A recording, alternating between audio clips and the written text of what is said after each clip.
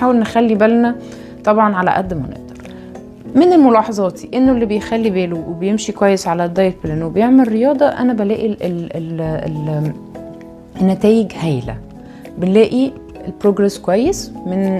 بتلاقيها من ايه تقريبا من اول اسبوع بيبقى فيه بتاع 3-4 كيلو نزول ميه طبعا في الاول، تخزين ميه مع نسبه دهون، وبنبتدي نكمل تقريبا من الاسبوع الثالث لشهر بنلاقي انت كمان بتقولي او الشخص بيقولي انا حاسس انه لبسي ابتدى يتظبط عليا، انا حاسس انه لا الشيب ابتدى يتظبط. بعد كده شهر ونص بنلاقي بروجرس اكتر، وبنكمل مع بعض طبعا حسب وزنك وحسب كل حاجه بيفرق معانا جدا. فده نظام المتابعه. لو عندك اي حاجه ابعت لي. طيب بالنسبه لهرمون السعاده، ايه هرمون السعاده ده؟ اسمه هرمون السيروتونين. السيروتونين ده هرمون بيتصنع جوه الجسم. طيب بنجيبه منين اصلا؟ بنجيبه من حمض اسمه